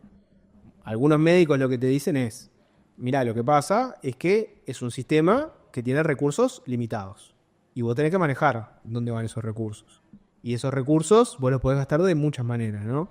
Yo puedo, efectivamente, gastar $15.000 por mes en un tratamiento para una persona que es un tratamiento que puede aliviarle el final de la vida o puede tal vez mejorarle la calidad de vida transitando una enfermedad, o capaz que no, o capaz que gastamos esos $15.000 por mes durante 6 meses y esa persona puede fallecer porque tiene un diagnóstico muy, muy jodido, ¿no? Yo puedo gastar esa plata ahí o la puedo gastar en otras cosas, de las cuales, y ahí te hacen toda la listita de las cosas en las que podrían gastar, ¿no? Enfermedades para niños, tratamientos, etcétera. Siempre el médico que quiera te va a encontrar, ¿no? Una cosa en la que dice, me falta plata para esto. Entonces, está el argumento, que no sé si es economicista, pero por lo pronto es de manejo de recursos, que te dice, los recursos no son infinitos. Entonces, si yo le pago plata a una persona para este tratamiento, lo saco de algún otro lado. A mí lo que me llama la atención es que el... Ese argumento lo has escuchado, Sí, ¿no? claro, ese es tradicional. No en los juicios, no en los juicios, no jurídicamente, pero sí políticamente. En el discurso público En el siempre discurso público siempre. A mí lo que me llama la atención es que para la tutela de otros derechos no hablamos de la finitud de los recursos. Solo cuando llegamos a esto, los recursos son finitos. Y para las otras cosas, no son finitos. O sea, para tutelar el derecho a la propiedad, que está bastante más abajo en la Constitución que el derecho a la salud, no son finitos los recursos. O sea, podemos gastar hasta que se nos ocurra. Esa es una cuestión que nadie me la ha logrado aclarar. ¿Por qué pedimos recursos limitados para una cosa y no para otra? Eso sería... ¿Por qué son limitados solo cuando hablamos de salud, cuando hablamos de vivienda, cuando hablamos de educación? Pero Dame un cuando, ejemplo de recurso ilimitado en el Estado. y te decía hoy, la tutela del derecho a la propiedad, ¿cuánto cuesta? Ni lo medimos. Ni siquiera lo medimos. Eso también tiene que ver con la manera en que se diseña el presupuesto en el Uruguay, que históricamente siempre se discute el presupuesto, o lo habrás visto en las discusiones parlamentarias, inciso por inciso, artículo por artículo. Entonces, lo pensás en ministerios. Lo pensás en ministerios o en unidades ejecutoras de los ministerios, ¿no? Vamos a decir que el ministerio, no sé, estoy diciendo una barbaridad, ¿no? Pero el Ministerio del Interior tutela la propiedad privada, por decir algo, ¿no? Sí. También podemos decir que otras No, cosas, tutela- ¿no? tutela muchas cosas, claro, tutela claro. integridad física, Sí, podés sí, hacer una sí. lista de todo. Por eso, pero capaz que el error está en segmentarlo de esa manera. Sería bueno discutir el presupuesto, aún partiendo de la base de que los recursos sean finitos, que también esa es una discusión que no hay que darla por buena del todo, de que sean finitos siempre. Depende de a qué doctrina económica vos adhieras, ¿no? Pero no importa, no entremos en eso, que es más complejo. Ahora, habría que discutir por objetivos. Bueno, ¿qué voy a priorizar? Porque si toda la sociedad está de acuerdo en que tenemos que dejar morir a las personas mayores que necesitan un medicamento caro porque queremos tutelar, gastar más plata en la propiedad, bueno, es una discusión que la sociedad habrá que darla, pero hay que darla en esos términos. No podemos engañarnos así, decir, cuando hablamos de esto no le pasamos el costo, y cuando hablamos de salud siempre le pasamos el costo económico que va a tener esa tutela. Y después, lo otro que nosotros hemos aprendido de la gente. Hemos hecho recursos de amparos para personas que tienen expectativa de vida corta, pero también hemos vivido experiencias de personas que en esos meses que su vida se extendió con buena calidad, vieron nacer a su nieto, o fue el cumpleaños de 15 de su hija, no sé, o pasaron cosas trascendentes en su vida. ¿Y cuánto vale eso? ¿Quién le pone valores a eso? Vos lo que decís es que hay que discutirlo, digamos, sin careta, ¿no? Claro. Pero bueno, si querés ir a ese lado, poné sobre la mesa y decís, ¿no hay plata para vivienda? Ok, yo te digo, hay plata para sacar gente de los asentamientos. ¿Cuánto se gasta en sacar gente de asentamientos? ¿Cuánto gastamos en que la policía ¿O cuánto tenga que gastamos- estar desalojando gente? O yo te pongo un ejemplo más fácil. ¿Cuánto gastamos en hacer un tren? Bueno, está bien. Ahí entra la pata más ideológica también, ¿no? Sí, por supuesto. Es que esto está atravesado por la ideología, no hay ninguna duda. ¿Cuánto gasto en hacer un tren para una empresa versus, ¿no? Pero después le digo a y un ahí te niño van a que- decir, y ahí te van a decir, bueno, está, te pusiste de político partidario, ¿no? Pero sí, pero no hay problema. Pero si quieren discutirlo así, lo discutimos así. Bien. Vamos a volver un poco de la intendencia. Después Lucas, nuestro productor, me va a hacer acuerdo, preguntarle por el proyecto Neptuno. Yo te voy a preguntar al final. ¿Cómo llegó esto de que esté tu nombre barajado para la intendencia? Porque veníamos hablando, ¿no? Vos te hiciste un poco conocido por estos temas, por tu trabajo como abogado en el consultorio jurídico de Velar. No sé, la gente te tenía asociado al mundo de la intendencia de Montevideo, capaz que no. ¿Cómo se dio esto? Ni yo me tenía asociado al mundo en el que estoy ahora metido. No, se dio muy sorpresivamente para mí. Empezó con un intercambio de opiniones con la gente del Partido Socialista. Ellos me contactaron. Y yo la verdad que no tenía ni los contactos. Primera pregunta, ¿sos del Partido Socialista? No soy ni militante del Partido Socialista. Se dio así, como te estoy contando. Ellos me contactaron. Hago una pregunta, capaz puede parecer boluda, ¿no? Pero frente amplista. Nunca hice pública ni lo que votaba, ni milité por ningún partido político. Pues yo no recuerdo Juan Cereta, no sé, en una lista. No, Juan Cereta diciendo el voto al No, Frente Amplio. no, ni llamando siquiera a votar a algo. No, ni siquiera me vas a encontrar con una bandera de un partido político. Nunca hice pública mis preferencias político-partidarias. En algún momento, las actividades que nosotros llevamos adelante en la facultad, yo entendí que sumaban no hacer pública mis preferencias político-partidarias, que hacía más genuino, digamos, la lucha que dábamos si yo mantenía esa reserva. Y bueno, y hasta ahora nunca dije ni qué partido votaba ni qué preferencia política tenía. Y ahí, no sé, sos votante de Frente Amplio, histórico, ¿no? ¿Has votado otras cosas? Yo siempre sí se puede advertir fácilmente que soy una persona de izquierda, que he trabajado en los últimos años bastante con lo que se denomina la izquierda social, no partidaria, eso es indudable y eso no hay manera de ocultarlo. Ponele, por ejemplo, ahora en el último ciclo electoral estuviste asesorando con el tema del plebiscito de la seguridad social. Sí. Y ahí podemos decir que era una cosa donde estaba el PIT-CNT, organizaciones Bueno, sociales, algunos partidos del Frente Amplio, pero no todos. Sí, ahí fui convocado por el PCNT también, por distintos sindicatos. Siempre he intentado colaborar en las mismas posibilidades con los sindicatos, con los trabajadores. En eso sí hay antecedentes que dan cuenta de ello. No, lo que te decía es que la gente del Partido Socialista se comunicó conmigo, me hicieron llegar el borrador de proyecto del Partido Socialista para Montevideo y el borrador del Frente Amplio y me pidieron opinión sobre algunos temas. Yo en principio pensé que era simplemente colaborando y muy a gusto estaba dispuesto a hacerlo. Y después en la conversación personal que tuvimos, ahí ya surgió, me hicieron expresamente la posibilidad, plantearon la posibilidad de manejar mi nombre, que me sorprendió, por esto mismo, porque yo no tenía una militancia activa en el Partido Socialista ni en el Frente Amplio. Y bueno, les dije primero que lo iba a pensar unos días, pero bueno, después me gustó el desafío, creo que hay cosas que se pueden hacer desde el ámbito departamental. Me seduce más eso, mucho más eso que la política nacional, digamos. Y bueno, y acepté el desafío, veremos ahora, porque esto es solamente la propuesta de mi nombre, como el de otros compañeros, pero Hay pero 5 hay que ver, claro, y tiene que quedar 3. hay que ver O qué sea, resuelve el plenario. Hay un juego de las sillitas donde va a haber 2 que se van a quedar sin sillas. Sí, por lo menos 2. En realidad, la normativa constitucional del 271 establece que se podría... estamos en esta situación porque nunca se sancionó una ley de candidatura única, ¿no? Que es la que está prevista. Pero hasta tanto no se sancione, rigen las disposiciones transitorias y ahí se puede elegir uno o se puede también habilitar al segundo en tanto supere el 30% de los votos y en tanto haya 2 que superen el 30% de los votos es que surge la posibilidad de 3 candidaturas. Ese mecanismo es el que permite las 3 candidaturas. Así que es cierto, de los 5 nombres que por ahora se han manejado, va a haber 2 que no van a integrar en el caso de que el plenario apruebe 3. Y bueno, y veremos ahí si mi nombre queda o no queda.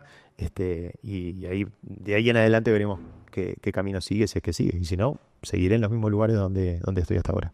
Es interesante que vos decías, yo cuando estaba en el consultorio jurídico de Lodelar haciendo determinadas acciones legales, no sumaba que yo dijera, no, soy frente amplista, etcétera. Y ahora, cuando tu nombre, porque puede pasar que tu nombre no quede al final, Sí, claro. pero sin embargo, estuviste en parte de la danza de nombres, Sí, ya está, pero queda el Cereta a frente amplista. ¿Sabes qué pasó? ¿No? Que en el último gobierno del Frente Amplio, se decía, como del consultorio demandábamos al gobierno del Frente Amplio, se decía que yo iba a aparecer en una lista del Partido Nacional en las elecciones siguientes, cosa que obviamente no pasó. Y como seguimos haciendo acciones contra el gobierno del Partido Nacional, ahora mucha gente me identificaba con el Frente Amplio. Está claro que a lo largo de estos años lo que ha pasado es que sí se ha identificado a mi militancia como una militancia de izquierda y eso no lo puedo desconocer porque es la realidad y no tengo tampoco ningún interés en desconocerlo. Entonces, creo que a esta altura de mi carrera en lo que ha sido mi labor, no tengo mucho para perder que se diga soy frente amplista o no soy frente amplista me identifica con un partido político. No ¿Qué votaste en las internas frente amplista, por ejemplo? No voté en las internas frente amplistas. ¿Votás en la nacional? Digamos? Nacionales. Sí. ¿En ninguna históricamente? En ninguna. ¿Vas y votás digamos, al candidato que queda al final? Voy y voto al candidato que queda. Mira. ¿Y eso incluye todas las elecciones o hubo alguna en que no votaras? No. Voté en todas las elecciones, departamentales y nacionales. Y desde que tengo 18 años voté siempre. ¿Con cuál? Ahora vamos para tener una idea, ¿no? ¿Dónde te ubicamos en ese espectro, ¿no? ¿Con qué presidente te sentís más cercano, identificado? ¿Te gustó más su gestión? Tabaré Vázquez, Mujica. Bueno, yo te diría que no hay ninguno en el que yo diga me siento absolutamente identificado, porque hay muchas políticas públicas del primer gobierno de Tabaré Vázquez que me identifican, pero yo fui muy crítico también con Tabaré Vázquez por este tema de los medicamentos. O sea que ahí hay una cuestión en la que fue mi crítica con esa Y me política. imagino que en Mujica tenés temas ambientales, UPM, Claro, etcétera, claro. que O sea, Mujica, hay muchas cosas que me parece una figura, ya a esta altura es un rockstar Mujica, ¿no? Me parece que muchas cosas, muchas reflexiones, mucho que tienen que ver con filosofía de vida que comparto plenamente. Capaz que en su gestión de gobierno tengo más objeciones que las que pude tener para el primer gobierno, sobre todo de Tabaré Vázquez. alguna de esas banderas que vos levantás, ¿no? Que creo que hay una izquierda más tradicional, una izquierda más dura, llamarle como quiera llamarle, creo que entendemos de qué hablamos, que las levanta, ¿no? Vos mirás y los gobiernos frentistas tampoco han hecho gran cosa, ¿no? El tema de los medicamentos de alto costo fue todo un debate dentro de la izquierda. Yo qué sé, tenés el tema también ambiental, UPM, el tren, vos también has estado muchas cosas de esas. Como que el Frente Amplio, está bien, hay un sector de la izquierda que tiene esas banderas, pero después institucionalmente los gobiernos frentistas no suelen tocar esas cosas, ¿no? Y bueno, yo he sido crítico con muchas de esas cosas de las que mencionabas, sí. Por eso creo que tal vez, si es que esto prospera, en lo departamental se puedan hacer cosas que de repente en lo nacional son mucho más difíciles. Tuviste el plebiscito de la Seguridad Social también, Sí, ¿no? sí, sí. Que dividió al Frente Amplio y vos lo apoyabas. Sí. Y en realidad al final terminó habiendo una libertad de acción y en realidad quedaron el Partido Comunista y el Partido Socialista bastante solos, ¿no? En eso. Solo, pero 900.000 personas votaron el plebiscito, ¿no? Me refiero al interno del Frente Amplio, ¿no? Sí, sí, sí, sí. No a la cantidad de gente que lo votó. Y bueno, pero a la larga, la elección del intendente también es la gente poniendo el voto en la urna, ¿no? Ujú. Y si queda tu nombre, ¿pensás que tenés chance, tomando en cuenta que tenés a Vergara, ¿no? Que es un candidato pesado, con un sector importante? No solo tiene el suyo, que sería serenista, sino que el MPP lo apoyaría. Ya, tenés a Verónica Piñero, que tiene el Partido Comunista, que tiene un gran poder movilizador. Ahí, ¿cómo te parás ante la... No sé, la verdad que primero Primero tendría tiene que quedar el nombre. tiene que ¿no? quedar Tiene el que quedar nombre. O sea, lo otro es proyectar demasiado, Bien. no sé. Está bien, está perfecto. Volviendo a la intendencia, ¿no? Está lleno de cosas que mirás de Montevideo que son criticables, que están mal, etcétera. Pero hay como un problema, en el Frente Amplio, que cuesta decir determinadas cosas, como decir, está bien, Montevideo está sucia, está bien, está mal cómo no sé, se limpia la ciudad. Como que hay, no sé, ¿no notás que hay como cierto problema de que en el Frente Amplio Puede ser, falta autocrítica? pero ¿no? de todas maneras yo he visto un poco más de autocrítica en los últimos tiempos. ¿Vos qué visión tenés ahí? Por ejemplo, si te pregunto, Montevideo está sucia. Sí, está sucia. Está sucia. Sí. ¿Qué pasa ahí? Hay que cambiar. Hay que cambiar. Hay que cambiar. Hay que evolucionar. No es que haya que destruir todo lo que se hizo. Hay que evolucionar. En ese sentido, vos fíjate, el otro día miraba unos números. Nosotros producimos alrededor de 430 kilos per cápita de basura de residuos sólidos, ¿no? Y es un número que, si bien es importante, no son los números que produce, no sé, el primer mundo, ¿no? Estados Unidos está por encima de los 1.000 kilos per cápita. Y una ciudad de Europa tipo de Dinamarca o de Suiza está por encima de los 700, 800 kilos. Quiere decir que el volumen de residuos sólidos que producimos es manejable. Tenemos que producir menos, porque no hay nada más barato para el tratamiento de los residuos que producir menos basura. Eso seguro. Y Corea, con el nivel de consumo que tiene, y es uno de los ejemplos en tratamiento de la basura, produce lo mismo que nosotros. O sea, fíjate, los coreanos, con todo lo que consumen, producen la misma cantidad de basura que Y nosotros. con todos los que son también. Con ¿no? todos los que son. No, pero per cápita. Medio per cápita. Per cápita. Per Ah, cápita. está bien. Ahora, ¿cuál es la diferencia? Y bueno, Corea, un 65% de los residuos sólidos los recicla. Y de los residuos orgánicos, un 95% los recicla. Nosotros ahí tenemos mucho para mejorar, mucho para hacer. Pero sin tomar el ejemplo de Corea, que sería el mejor de la clase en el mundo, tomando ejemplos incluso latinoamericanos, hay algunos que están muy por encima de los índices que hoy tenemos nosotros de reciclado de la basura. O sea, ahí hay mucho. No es que no se hayan hecho cosas, ni que lo que se haya hecho esté todo mal. No es así. Pero hay muchas cosas de las que tenemos que mejorar. Yo creo que Montevideo también es bastante heterogéneo, no se pueden diseñar las mismas políticas para todos los Montevideos, para el Montevideo rural o la ciudad de Montevideo. Y hay que pensar en cada cosa con su solución específica. Pero creo que hoy, por ejemplo, hay muchas zonas de la ciudad de Montevideo que perfectamente nosotros, los ciudadanos, podríamos clasificar la basura. Y ayudar y contribuir incluso nosotros para que el tratamiento y el reciclaje sea mucho más efectivo. Y ahí hay medidas que se pueden tomar. Hoy yo mencionaba recién el ejemplo de Dinamarca, pero Suiza también es otro caso, donde han diseñado políticas donde, por ejemplo, el principio es menos basura producís, menos impuestos pagás. Es decir, hay muchas maneras de incentivar un cambio, una evolución, digamos, en lo que es la conducta de los montevideanos respecto a la basura sólida. Así que me parece que por ahí hay mucho para hacer. Y está bien, el tema de limpieza capaz que es uno, ¿no? ¿Vos qué otros temas te interesan ahí a nivel de Montevideo? Bueno, lo ambiental me interesa muchísimo y atraviesa todas las políticas departamentales, ¿no? Atraviesa, por supuesto que el tema de los residuos, pero atraviesa también el tema de la movilidad, bueno, todo lo que es la política departamental y la política nacional también, pero lo que es la política departamental está atravesada por lo ambiental. Yo creo que Uruguay y Montevideo específicamente tienen que ir hacia una Montevideo mucho más sostenible, más verde, más amigable con el ambiente. Y ahí en la movilidad también hay muchas cosas para hacer, ¿no? Hoy hay una presencia automotriz totalmente desbordada. Las calles de Montevideo están desbordadas, de la ciudad están desbordadas de automóviles. Creo que no son necesarios, pero la gente los tiene que usar porque no tiene más remedio, porque no tiene otras opciones. No es culpar a la gente cuando vos ves que va en un auto va una persona sola, en un auto que tiene 4 plazas va una persona sola. Es que no hay manera de llegar de donde vive a donde trabaja. En eso creo que hay que trabajar en el diseño para dar otras opciones. Y después, y motivar esas opciones. Claro que no son cosas que se hagan de un día para otro, ni de un año para otro, pero hay que empezar a haarlas. ¿Sabes una postura en donde me parece que la izquierda dura se puede tocar un poco con la derecha? Hay un argumento que para mí tiene un punto, ¿no? Si mirás a la coalición, una crítica que le hacen a lo que fue esta gestión de la intendencia, te dicen, te gastás, no sé, 200 palos en hacer un show donde está Lali, es un show público, todo lo que quieras, es un acceso a la cultura, pero son 200 palos, no deja de ser un número importante, sabiendo todas las carencias que hay, ¿no? Desde gente durmiendo en la calle hasta falta de vivienda, problemas de tránsito, recoger la basura, etcétera, ¿no? ¿No hay un punto ahí en el sentido de que si vos sabés que tenés un Montevideo que tiene muchas carencias básicas, como podrías decir vos, de derechos humanos, estar gastando en algo como eso realmente suma algo? Y mira, te diría una frase de Tabaré Vázquez: entre darle de comer a un niño y tapar un pozo, le debe comer a un niño. Pero hacer un show cultural no es claro, por eso. Hacer un show cultural. Por eso. Vos ahí estarías. Si tuviera que priorizar, seguro que priorizaría otras cosas. ¿Y no hay que priorizar un poco más ahí? Yo creo que sí. Vos decís que ahí reivindicás esa frase de Tabaré Vázquez como para decir, la verdad que volvamos a la política a darle de comer a un niño.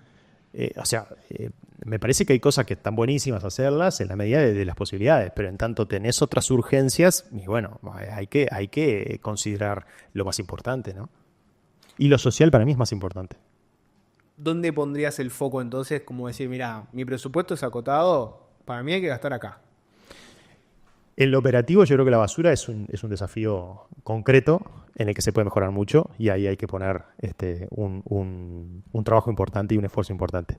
Y después en todo lo que tiene que ver con los derechos básicos, ¿no? O sea, todo lo que la Intendencia puede hacer y hace al día de hoy, que tiene que ver con la vivienda, con la alimentación, con la salud, hay que seguir haciéndolo y hacerlo más. Y si eso implica renunciar a un espectáculo público de un artista extranjero, habrá que renunciar. Bien. Antes de cerrar, fue un poco el tema de estos días, ¿no? El proyecto Neptuno. Vos, en tu faceta de abogado, estuviste metido en este tema, ¿no? Hay una serie de organizaciones ambientales, y no ambientales, o sea, son organizaciones sociales que están en contra de este proyecto, ¿no? Te voy a ser 100% sincero y transparente. Es un tema en el que no me metí mucho. Siento que no debería meterme, siento que debería ser un tema que se solucione rápido, debería haber un experto en el tema que me diga, no, la verdad que ambientalmente es mejor este proyecto o el otro, debería haber alguien que económicamente me diga este es mejor que el otro. Siento que es un tema donde no debería haber tanto debate, debería estar como más claro el tema, ¿no? Pero explicame un poco el conflicto por el proyecto Neptuno. La básica es que vos tenés al gobierno que sale, que tiene un proyecto en la cabeza que es ese, ¿no? El proyecto Neptuno, Ananas a ti. Y después tenés el Frente Amplio que le hace críticas, ¿no? Después están las organizaciones sociales que comparten algunas críticas del Frente Amplio, pero hacen otras también que tienen que ver un poco más con lo ambiental, etcétera. Contame un poco cuál es el conflicto. Yo creo que incluso dentro del Frente Amplio hay distintos matices, ¿no? Sí, y seguramente hay parte del Frente Amplio que critica que no quiere el proyecto Neptuno bajo ninguna circunstancia. Y yo adhiero a esa posición. Yo creo que el proyecto Neptuno es malo, es inconveniente y es carísimo. Y no da solución al problema que dice que va a solucionar. Primero tiene un problema constitucional, ¿no? A mi juicio, el proyecto Neptuno vulnera el artículo 47 de la Constitución después de la reforma del 2004, cuando se estableció que el abastecimiento de agua potable iba a ser prestado exclusiva y directamente por el Estado. Y en este caso hay una etapa del proceso de abastecimiento, la toma de agua bruta, la potabilización, que no va a estar en manos del Estado. Por eso, para mí, de arranque, es inconstitucional. Para explicarlo, el proyecto Neptuno que plantea el gobierno que sale Es un proyecto que recurre a privados, que lo que van a hacer es hacer la obra, ¿no? No solo la obra, van a hacer la obra y van a gestionar la planta de toma de agua bruta del Río de la Plata, potabilización y después la distribución la va a hacer OCE. Eso claro, eso lo paga la OCE y la OCE es la Paga que un termina- canon, pagamos Claro. los uruguayos un canon, vamos a pagar un canon porque lo va a pagar OCE, pero se va a traducir a la tarifa un canon durante 17 años por ese servicio, no solamente la obra y el servicio. Sí, es un pago que se hace a lo largo del tiempo, ¿no? Sí, 17 años. ¿Y cuál es la crítica que vos le haces? Primero, vos entendés que constitucionalmente esto no está bien, ¿no? No está bien, vulnera la Constitución. Primera objeción jurídica, digamos, ¿no? ¿Y que ahí que hubo algún pronunciamiento? Están pendientes, porque eso está todo discutido en la justicia en dos caminos. En el Tribunal de Constitución Administrativo, que no es el que patrocino yo, otras organizaciones van por ahí, FOSE va por ahí, y nosotros en la justicia civil sí participamos con la Comisión Nacional en Defensa del Agua y la Vida y con los tucutucú, y está pendiente de resolución si esto es constitucional o no es constitucional. Hubo una decisión cautelar de prohibición de firma de contrato, que había prohibido por un momento, por unos meses, mantuvo prohibida al gobierno firmar este contrato, pero que se levantó a propósito de que el Tribunal de Apelaciones, como ese juez fue recusado, entendió que, no es que entendió que la medida cautelar de prohibir la firma de contrato estaba mal, entendió que el juez no debió dictarla porque ya había sido recusado. Por lo tanto, derivó el expediente a otro juez que todavía no ha tomado resolución y que la va a tomar seguramente después de la feria. El problema es que con la firma ahora, la medida cautelar de no firma el contrato no tiene sentido porque ya el contrato ya se firmó. Pero a eso se han sumado un montón de objeciones ambientales, ¿no? Que van desde las organizaciones ambientalistas que marcaron los problemas en la calidad del agua, lo que tiene que ver con la salinidad, lo que tiene que ver con las cianobacterias. Ahí nosotros tuvimos el apoyo invaluable de la Facultad de Ciencias y de todos los científicos que nos acompañaron a demostrar las inconveniencias de este proyecto. Ahí que dice, eso me interesa, ¿no? ¿Qué es lo que dice la academia de esto? La academia lo que dice es que en esa zona, en Arasatí, tenemos episodios de salinidad mucho más frecuentes de los que dice OCE que hay. La medición que hizo OCE es una medición antigua, toma un rango de tiempo muy para atrás en el tiempo, donde el comportamiento del Río de la Plata era bastante diferente. Es más, OCE le contrató a la Facultad de Ingeniería un estudio sobre la salinidad del agua y ocultó los resultados de ese estudio porque le dan mucho peor de las previsiones que el proyecto Neptuno tiene. Es decir, tenemos un problema de salinidad del agua, episodios de invasión, de llegada del agua del Océano Atlántico que hacen que sea salobre el agua. El proyecto Neptuno no tiene planta desalinizadora, no está prevista, por lo tanto... Sí, ahí, ¿y qué pasa con...? Pues, te digo, lo poco que conozco yo del tema, ¿no? No es la DINASIA, este organismo que se dedica a hacer estos estudios, ¿no? Para el Estado. Ellos habilitaron el proyecto Neptuno. No, la objeción que hicieron en el proyecto Neptuno original fue: con estos episodios de salinidad no se puede garantizar que puedan proveer de agua en condiciones de ser potabilizada. Por lo tanto, el proyecto se modificó y se agregó una reserva de agua dulce, una especie de piscina gigante, digamos, para que se comprenda, donde se guardaría agua tomada en momentos en que no hay episodio de salinidad para que cuando haya episodio de salinidad se pueda usar esa agua. Ese polder, como se le dice comúnmente, se tuvo que ir agrandando a medida que el proyecto iba avanzando cada vez más porque cada vez se demostraba que los episodios de salinidad eran más frecuentes. Entonces el problema, digamos, es el lugar donde se plantea El hacer. problema es el lugar. Arasatí. Respecto a la salinidad, el problema es el lugar. ¿Y por qué? Si vos lo pusieras en Juan Lacase, no tendrías el problema. La salinidad esta, el problema no está. ¿Y por qué la insistencia en que sea ahí entonces? Por la cañería.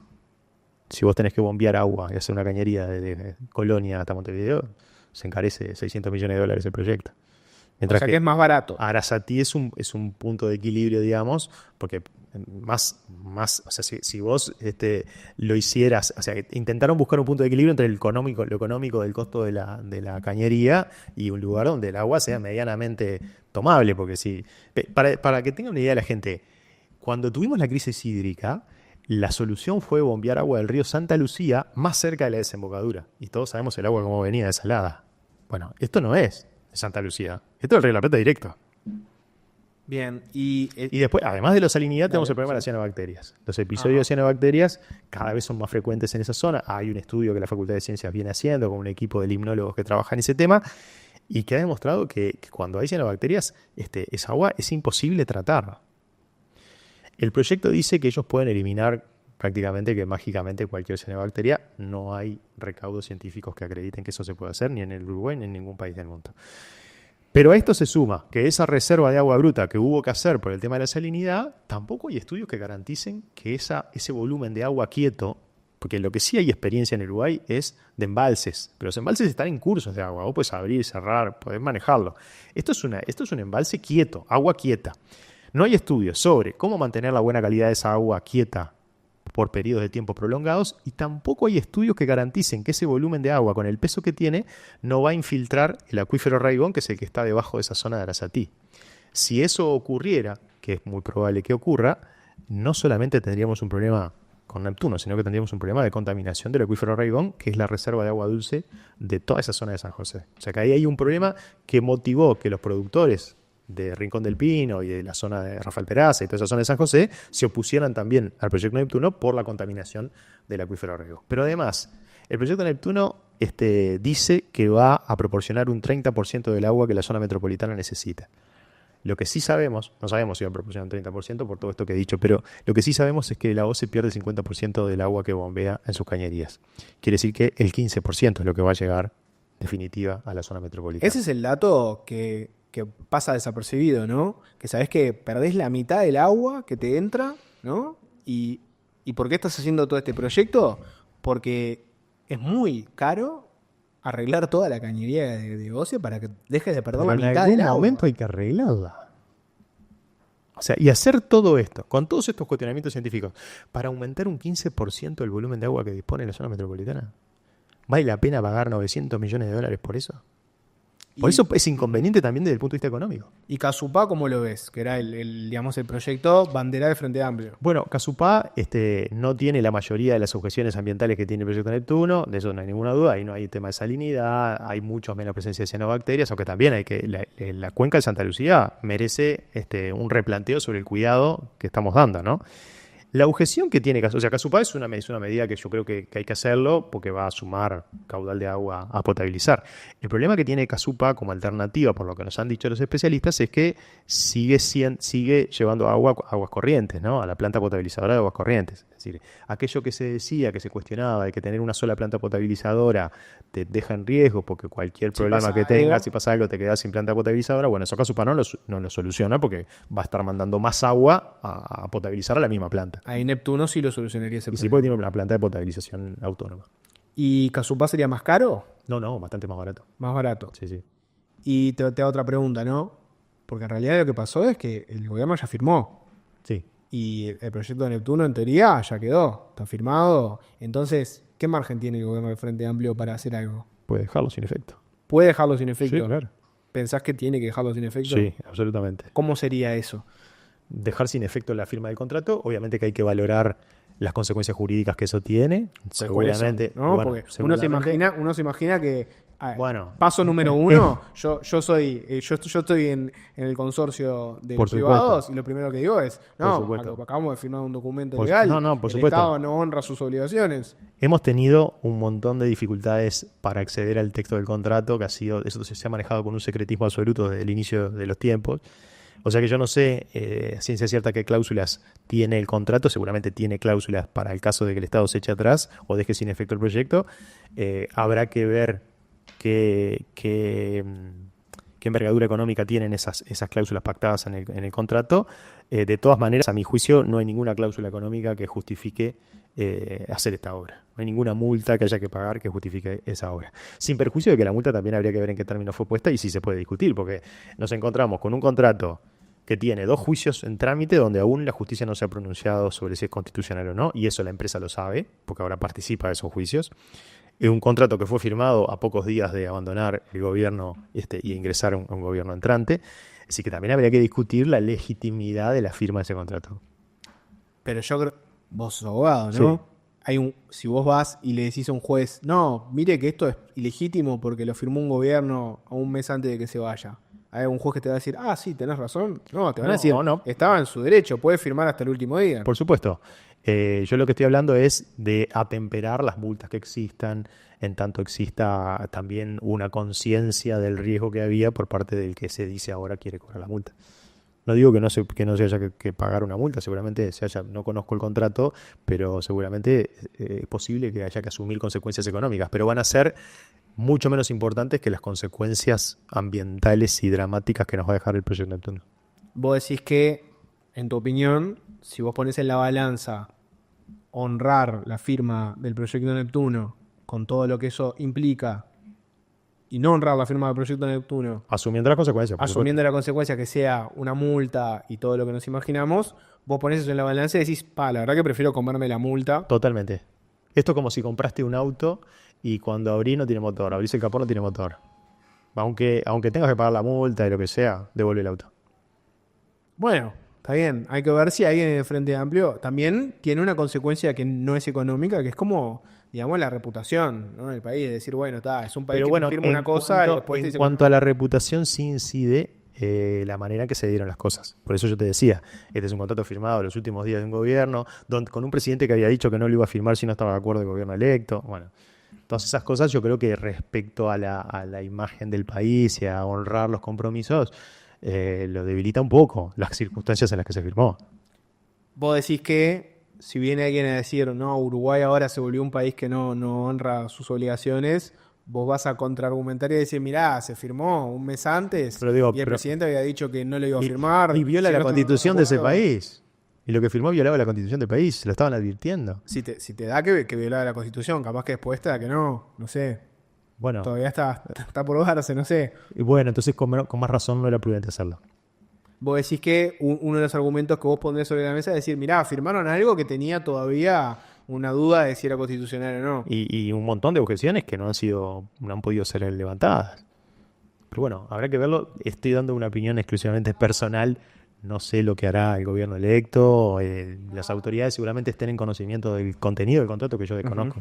Bueno, veremos qué pasa con eso. Tenemos las próximas semanas para ver a ver cómo se planta el gobierno de Yamandu Orsi con este tema. Bueno, Juan, nada, hablamos de todo un poco. Veremos qué pasa en la danza de nombres. Veremos. Si queda el nombre, ¿estás para debatir? Si organizo un debate en algún momento, ¿estás para debatir? ¿Para debatir con quién? Y bueno, vemos. Con la coalición, con algún frente sí, sí. amplista, ¿por qué no? Sí, Viste que entre mismo partido, Es seguramente difícil. no le llamemos debate, le llamemos diálogo. Es probable. ¿no? La no, dibujamos. y no haya tanto debate. ¿No? No, creo que no. Yo creo que en la mayoría de las cosas va a haber coincidencias. Bueno, bien. Pero Estás. por supuesto, pero con Martín, que tengo mucho aprecio por él, lo Sí. conozco de la facultad. Otro abogado. Sí, sí, encantado de debatir con Martín. Bien. Juan, muchas gracias por todo. Por favor. Vos que te quedaste hasta el cierre de la nota, ¿qué tenés que hacer? Tenés que suscribirte, tenés que darle like, tenés que poner la campanita de notificaciones.